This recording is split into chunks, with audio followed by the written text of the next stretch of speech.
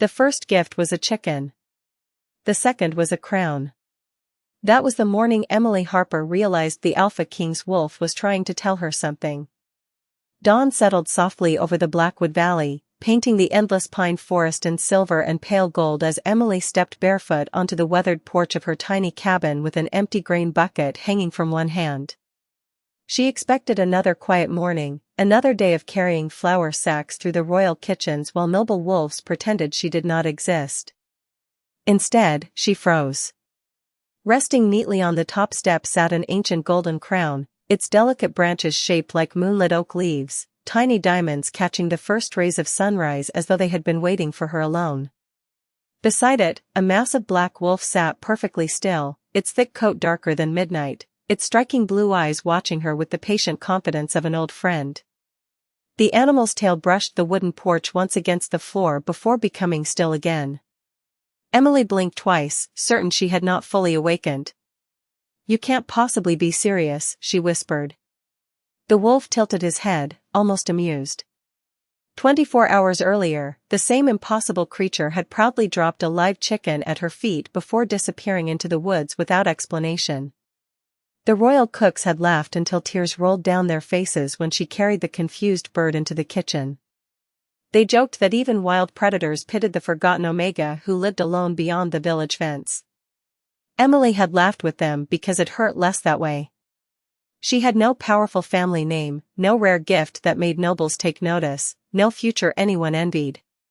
She washed dishes, peeled vegetables, scrubbed stone floors, and quietly slipped home before sunset while the rest of Blackwood celebrated another season under the strongest Alpha King in living memory. Yet none of that explained why the kingdom's largest wolf kept arriving at her doorstep carrying presents like an oversized hunting dog determined to impress its favorite person. Emily slowly crouched until she was eye level with the animal. "Did you steal this?" she asked gently, glancing from the magnificent crown back to the wolf. "Because if you did, we're both going to have a terrible day." The wolf gave no answer beyond a slow blink before nudging the crown several inches closer with his nose. Emily's heartbeat quickened. Even she recognized the craftsmanship. This was no ordinary piece of jewelry. Every child in Blackwood grew up hearing stories about the moon crown, the ceremonial symbol carried only during the choosing of a Luna. According to legend, it had vanished generations ago without leaving so much as a single clue behind. She looked toward the distant castle rising above the forest, its tall stone towers glowing beneath the morning light. Somewhere beyond those walls, King Adrian Blackwood was preparing for the coming moon festival, unaware that the greatest royal treasure in the kingdom was resting on the porch of an overlooked Omega who could barely afford fresh bread.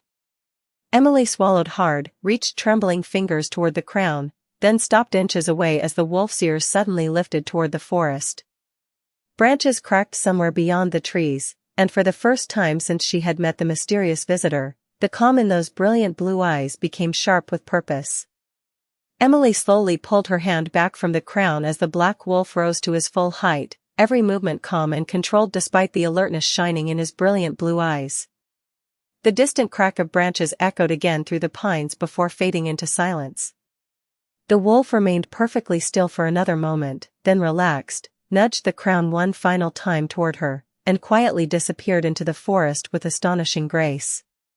Within seconds only the gently swaying branches proved he had ever been there. Emily stood alone on the porch, staring at the priceless object resting at her feet. Her first instinct was to run after the mysterious animal. Her second was to pretend none of this had happened. Instead, she carefully wrapped the crown inside her worn linen apron and carried it into the cabin, placing it on the small wooden table beside a loaf of yesterday's bread. The golden branches seemed almost too bright for the modest room. She paced from one wall to the other, whispering every possible explanation she could imagine. Perhaps it was only a ceremonial copy. Perhaps someone had hidden it there as a cruel joke. Perhaps the wolf had found it buried somewhere deep in the woods. None of those answers satisfied the growing feeling inside her that something far larger than herself had quietly stepped into her ordinary life. After changing into her simple gray work dress, Emily covered the bundle with an old blanket and hurried toward the castle kitchens, hoping a full day of work would clear her mind.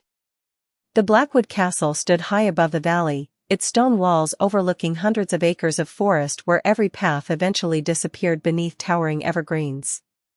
Servants hurried through the gates carrying baskets of vegetables, flour, fresh milk, and flowers for the coming moon festival. Excitement filled every hallway. Nobles had already begun arriving from neighboring packs, each hoping someone in their family might capture the attention of King Adrian Blackwood during the celebration. Emily quietly slipped through the servant entrance as she always did, unnoticed until a familiar voice interrupted her. Vanessa Crowley leaned gracefully against the pantry doorway dressed in elegant traveling clothes trimmed with silver embroidery, surrounded by several young noblewomen who immediately laughed before Emily even reached them.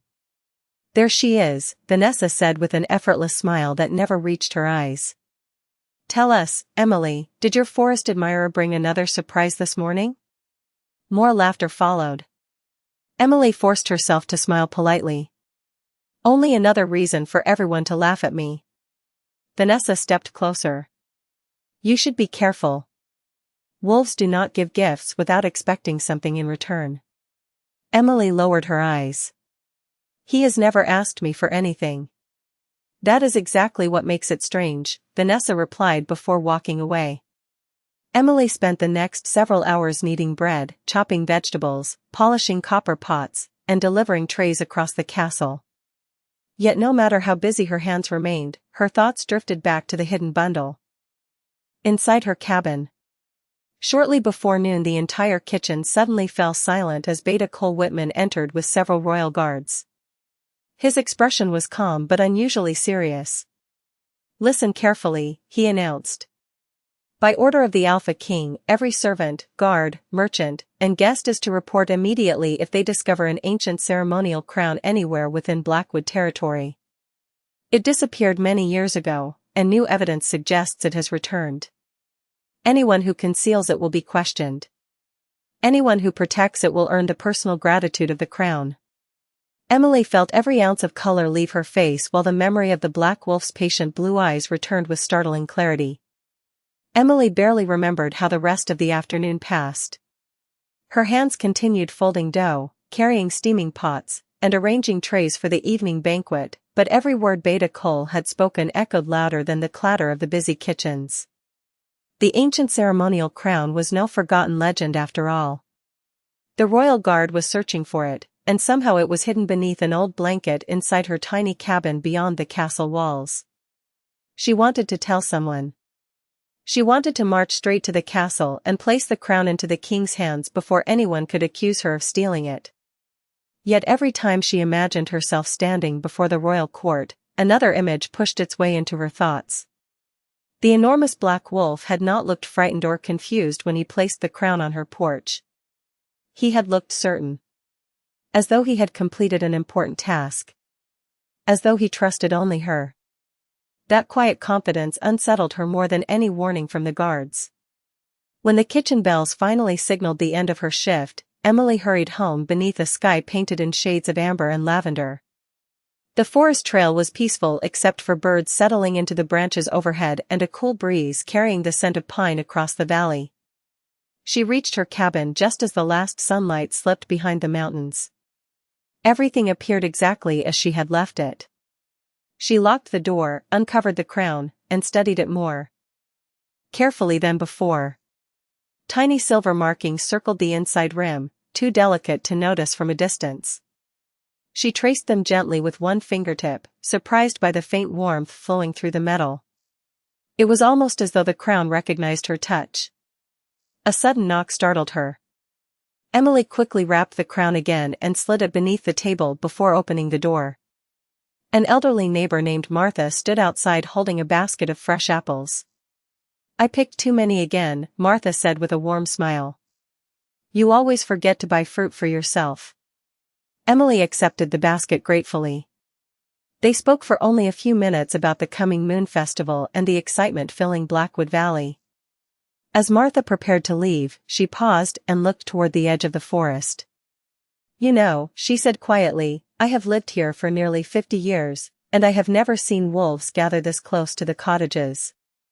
Emily followed her gaze. Between the tall pines stood 3 wolves, all different shades of gray and brown.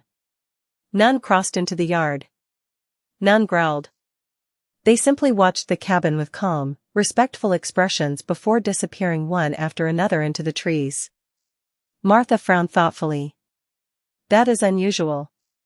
Emily forced a small smile. Perhaps they are only passing through. But deep inside she knew better. Long after darkness settled across the valley, Emily sat beside the window with a single oil lamp burning softly beside her chair. The wrapped crown rested on the table while silence filled the room. Then familiar footsteps rustled across the porch. She opened the door without thinking. The great black wolf stood waiting beneath the moonlight once again. This time he carried no gift. Instead, he gently lowered his head, looked into her eyes, and turned toward the forest before glancing back as though inviting her to follow him somewhere only he believed she was meant to go. Emily hesitated only a moment before pulling on her wool cloak and stepping quietly onto the porch. The cool night air carried the scent of pine, wildflowers, and fresh rain left behind by an afternoon shower. The black wolf waited until she closed the cabin door before beginning to walk toward the forest, never hurrying, always glancing back to make certain she remained close behind. The moon hung high above Blackwood Valley, turning every patch of grass into silver and every tree into a towering shadow. Emily could not explain why she trusted the enormous creature. Every sensible thought urged her to return home, lock the door, and report everything to the royal guards in the morning. Yet the steady rhythm of the wolf's footsteps somehow quieted every fear in her heart. They followed a narrow trail she had never noticed before despite living beside these woods for years. Thick branches gradually opened into a peaceful clearing where pale moonlight poured over a crystal stream. Wild white flowers covered the ground like scattered stars, and ancient stone pillars stood in a wide circle, their surfaces carved with faded symbols almost hidden beneath moss. Emily stopped in surprise. She had heard stories from older villagers about forgotten places where the earliest wolves gathered long before Blackwood Castle existed, but she had always believed they were only bedtime tales. The black wolf walked to the center of the clearing and sat beside one of the weathered stones. His bright blue eyes never left her. Emily slowly approached until she noticed something resting in the grass near his paws. It was a small silver brooch shaped like a crescent moon, decorated with tiny blue gemstones that sparkled beneath the moonlight. She picked it up carefully. The craftsmanship matched the crown waiting inside her cabin. "Another gift?" she asked softly. The wolf answered by lowering his head with unmistakable approval. Emily laughed quietly despite herself. "You really do believe I should keep these things?" The wolf's tail brushed the grass once before becoming still again. At that very moment a warm breeze swept across the clearing. The ancient stone pillars seemed to shimmer beneath the moonlight, and Emily felt an unexpected wave of calm settle over her. It was not magic she could see. It was simply the strange certainty that she had somehow arrived exactly where she was supposed to be. She closed her eyes for only a second, breathing deeply as the peaceful silence surrounded her. When she opened them again, the black wolf had moved several yards away and was staring toward the opposite side of the clearing. Emily followed his gaze. Hidden beyond the trees stood a man dressed in a dark traveling cloak. He remained perfectly still beneath the shadows, his face partly concealed by the hood, yet even from a distance his posture carried quiet confidence. Their eyes met for only an instant before the stranger offered a polite nod, turned without speaking, and disappeared among the pines. Emily looked back toward the wolf in confusion. "Do you know him?" she whispered. The wolf simply rose, walked to her side, and gently brushed against her shoulder before beginning the journey back toward the cabin. High above the trees, unseen by Emily, another figure watched from a distant rocky overlook. Beta Cole Whitman lowered the spyglass from his eyes, his expression filled with disbelief. He had been tracking the Alpha King's royal wolf for 2 days, expecting to uncover a threat against the crown. Instead, he had just witnessed the kingdom's most loyal guardian leading an ordinary Omega to the oldest sacred clearing in Blackwood, a place no outsider had entered in generations. Beta Cole Whitman did not report what he had witnessed immediately. During his 15 years serving the crown, He had learned that some mysteries revealed themselves only when left undisturbed. Even so, the image refused to leave his mind. The Alpha King's royal wolf had willingly escorted an unknown Omega into the moon circle, the oldest sacred ground in Blackwood. That had never happened before. By sunrise, rumors had already spread through the castle faster than fresh bread disappeared from the kitchen tables. Servants whispered that wolves had been gathering near the eastern cottages every night. Stable hands claimed they had seen paw prints larger than dinner plates surrounding a single cabin. Gardeners insisted birds no longer flew through that section of the forest, as though the woods themselves were quietly waiting for something. Emily tried her best to ignore every conversation while preparing breakfast in the royal kitchens, but she quickly realized the whispers always seemed to stop whenever she walked into the room. Vanessa Crowley noticed it too. She watched Emily from across the long wooden table with growing curiosity instead of her usual amused smile. Shortly before noon, Vanessa approached carrying a silver cup filled with fresh herbs. "Tell me something honestly," she said in a surprisingly gentle voice. "Have you been spending time in the eastern forest after dark?" Emily hesitated only long enough to betray herself. Vanessa's expression sharpened immediately. "I knew it." Emily quietly shook her head. "I only walk home through the woods." "You are hiding something." "No," Emily answered softly. "I am only trying to understand something." Vanessa studied her for another moment before walking away without another word, leaving Emily with an uneasy feeling she could not explain. When her shift finally ended, Emily hurried home, hoping the familiar quiet of her cabin would calm her thoughts. Instead, she stopped in surprise before reaching the porch. Sitting neatly beside the front steps was another gift. This time it was not food or jewelry. It was a beautifully carved wooden box decorated with tiny silver wolves running beneath a crescent moon. The black wolf rested several yards away beneath a tall pine tree, calmly observing her reaction. Emily slowly opened the lid. Inside lay a folded piece of faded parchment. There were no written words. Only a hand-drawn map leading from her cabin through the forest to the ancient moon circle where she had stood the night before. A single silver star had been carefully marked near the center of the clearing. Emily looked toward the wolf. "You want me to go back?" The great animal stood, stretched lazily, and wagged his tail once before turning toward the trees. Emily laughed quietly despite the impossible situation. "You really have decided that I belong out there, have you not?" The wolf disappeared into the forest with complete confidence that she would follow.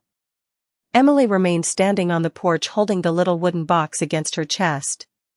She glanced back inside her cabin where the wrapped crown and silver brooch rested safely together beneath the blanket. 3 gifts. 3 nights. None of them seemed random anymore. They felt connected by a purpose she still could not see. Far above the valley, inside the highest tower of Blackwood Castle, King Adrian Blackwood stood beside an open window overlooking the endless forest. A faint smile crossed his face as a familiar sensation echoed quietly through the bond he shared with his royal wolf.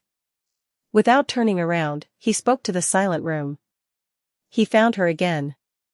Standing behind him, Beta Cole lowered his head respectfully, suddenly realizing the king had known far more about the mysterious meetings than anyone in the kingdom had imagined. Emily returned to the moon circle just after sunset with the small carved box tucked beneath one arm and countless questions filling her mind. The forest welcomed her with the same peaceful stillness she had felt the night before, as though every tree already knew she was coming.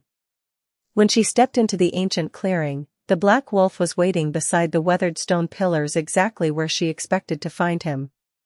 This time he did not carry another gift.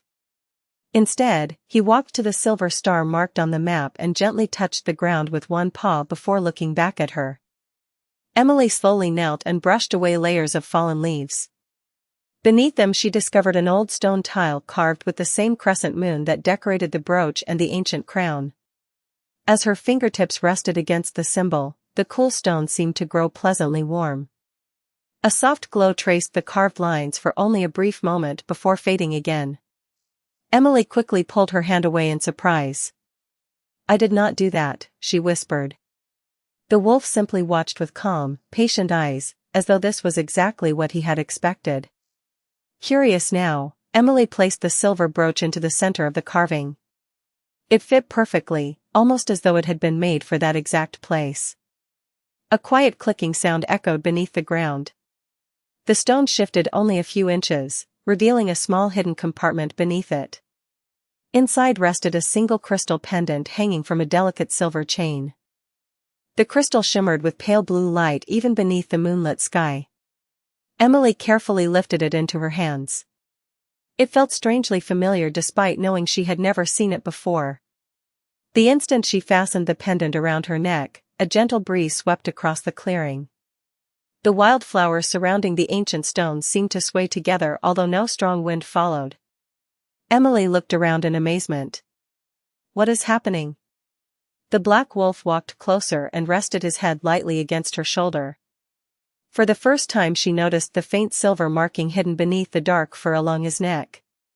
It matched the carved symbol on the crown almost exactly. Before she could study it more closely, footsteps echoed beyond the trees. Emily turned to see Beta Cole Whitman emerging from the forest path with 2 royal guards several yards behind him. None of them drew closer than the edge of the clearing. Cole removed his gloves and bowed his head politely. "Miss Harper," he said calmly, "I apologize for disturbing you." Emily instinctively stepped back, uncertain whether she should hide the pendant beneath her cloak. "Have I done something wrong?" Cole glanced toward the black wolf. The great animal remained completely relaxed beside Emily without showing the slightest concern over the guard's presence. That alone left the soldiers visibly speechless. Cole slowly shook his head. "No. In fact, I believe you may be the only person in Blackwood who has done everything exactly right." Emily stared at him in confusion. "I do not understand." Cole offered a small respectful smile. "Neither did I until tonight.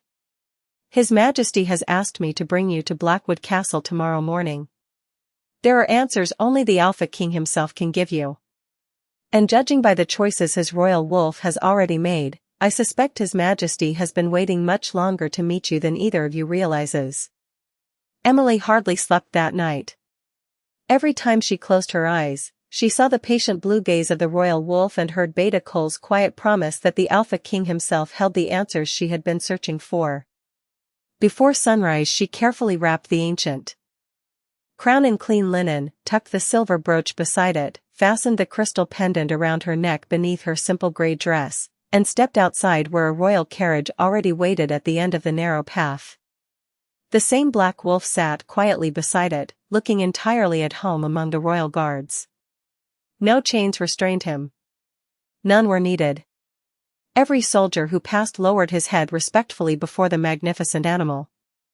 Emily climbed into the carriage beside Beta Cole, her hands folded tightly in her lap. Neither of them spoke during the journey through the towering castle gates. Blackwood Castle appeared even grander in the morning light than it ever had from the kitchen courtyard. Marble staircases reflected golden sunlight pouring through enormous windows, colorful banners bearing the royal wolf crest hung from stone columns, and servants hurried through polished corridors preparing for the moon festival that would begin before sunset. Yet as Emily walked beside Beta Cole, conversations quietly faded around them. Noble guests stopped to watch the unknown Omega wearing plain clothing cross the great hall under royal escort. Curious whispers followed every step. Vanessa Crowley stood near the central staircase surrounded by several influential families. The moment she recognized Emily, surprise flashed across her face before quickly giving way to disbelief. She watched the wrapped bundle Emily carried beneath one arm and narrowed her eyes, clearly wondering why an ordinary kitchen servant had been invited into the heart of the royal residence. Beta Cole stopped before a pair of enormous oak doors carved with wolves beneath a full moon. 2 royal guards opened them without a word. Emily expected a crowded throne room filled with advisors and nobles. Instead she entered a peaceful library lined from floor to ceiling with ancient books. Tall windows overlooked the endless forest where everything had begun only days before. Standing beside one of those windows was the same cloaked stranger Emily had briefly seen near the moon circle. He slowly turned toward her. Without the hood covering his face, she immediately recognized the striking silver eyes that had quietly observed her beneath the moonlight. He wore a simple black coat instead of ceremonial robes, yet every movement carried calm authority. Beta Cole respectfully bowed his head. "Your Majesty." Emily's heart skipped. She instinctively lowered her gaze. "I am sorry," she whispered. "I did not know." "I know," the Alpha King answered gently. His voice carried none of the coldness described in the stories whispered throughout Blackwood. "That is precisely why I wished to meet you away from the throne room." He walked closer, stopping several feet away so she would not feel overwhelmed. The royal wolf crossed the room and calmly settled beside him before looking back at Emily with unmistakable satisfaction. The king smiled faintly and rested one hand upon the wolf's neck. "His name is Ares," he said. "He has guarded my family since before I was born." Emily looked from the wolf to the king in astonishment. "Why did he choose me?" King Adrian's silver eyes softened as they rested on the wrapped bundle she still carried so carefully. "That," he replied quietly, "is the one question no Alpha King has ever been able to answer. Ares has never chosen anyone before. Until the morning he carried a simple gift to the porch of an Omega who expected nothing from the world and asked for even less." Emily slowly unwrapped the linen bundle and placed the ancient crown upon the polished oak table between them. Morning sunlight streamed through the library windows, catching every delicate silver leaf woven into the golden circlet until it seemed almost alive. King Adrian remained silent for several long moments, not because he doubted what he was seeing, but because he recognized details that no counterfeit could ever reproduce. He gently lifted the crown with both hands before turning it so the hidden markings inside the rim faced the light. A quiet smile appeared. "It is genuine," he said softly. "No one has seen this crown in more than 100 years." Emily reached into her pocket and carefully placed the silver brooch beside it. "He brought me this the next night." Adrian's silver eyes widened slightly. Before he could speak again, Emily unclasped the crystal pendant from around her neck and laid it beside the other treasures. "I found this beneath the moon circle after he showed me the map." For the first time since she entered the library, genuine astonishment crossed the king's face. Beta Cole looked from one object to another, struggling to understand how three of the kingdom's oldest royal relics had somehow found their way into the hands of an Omega who had spent her days washing dishes in the castle kitchens. Adrian slowly looked toward Ares. The great black wolf remained peacefully stretched across the floor, resting his head upon his paws with complete contentment, as though everything had unfolded exactly as intended. "These were never lost," Adrian said quietly. "They were hidden by my ancestors during the last great division among the packs. According to the oldest records, they would only return when the Guardian decided the kingdom was finally ready." Emily frowned in confusion. "The Guardian?" Adrian smiled gently and nodded toward Ares. "Not the crown. Not the throne. Him." Emily looked at the enormous wolf with new understanding. "So he has been choosing all along?" "Yes," Adrian replied. "Every Alpha King believed he commanded the royal wolf. The truth is far humbler. We are only entrusted with his loyalty. His heart has always remained his own." A quiet knock interrupted the conversation. Before anyone answered, the library doors opened and several members of the royal council entered alongside distinguished nobles preparing for the moon festival. Vanessa Crowley stood among them. The moment her eyes landed on Emily standing beside the Alpha King, surprise swept across the room. Then everyone noticed the crown resting openly upon the table. Murmurs spread instantly. One council member stepped forward in disbelief. "Your Majesty," he asked carefully, "is that truly the moon crown?" Adrian answered without hesitation. "It is." The room fell silent. Another elder slowly looked toward Emily. "Who recovered it?" Before Emily could nervously explain, Ares calmly rose from the floor and walked directly to her side. The massive wolf gently rested his head against her shoulder exactly as he had done. Beneath the ancient stones in the forest, every noble present froze. Several elders exchanged stunned glances. One elderly counselor whispered almost to himself, "The guardian has made his choice." Vanessa stared speechless as the wolf remained beside Emily with quiet certainty. Adrian looked around the silent room before speaking in a calm voice that carried effortlessly through the library. "None of you will question Miss Harper's presence again. She did not seek the crown. The crown, its guardian, and the path leading to it sought her first." The moon festival began at sunset beneath a sky washed in deep shades of blue and silver. Thousands of lanterns illuminated the great courtyard of Blackwood Castle while wolves from every allied territory gathered to witness traditions that had endured for centuries. Emily stood quietly near the edge of the royal platform wearing the same simple grey dress she had arrived in that morning. Despite the astonished glances surrounding her, nothing about her appearance had changed. She was still the gentle Omega who had spent her days carrying flour sacks through the kitchens and greeting every servant with kindness. Only now, no one seemed able to look away. The ancient moon crown rested upon a velvet cushion beside the throne. The silver brooch and crystal pendant had also been returned to their rightful place as royal treasures, yet every member of the council knew the truth. None of those priceless relics had come back because of power, wealth, or noble blood. They had returned because one humble young woman had accepted every strange gift with compassion instead of fear. As the ceremonial bells echoed across the valley, King Adrian stepped onto the platform wearing formal black robes embroidered with silver wolves. The crowd fell completely silent.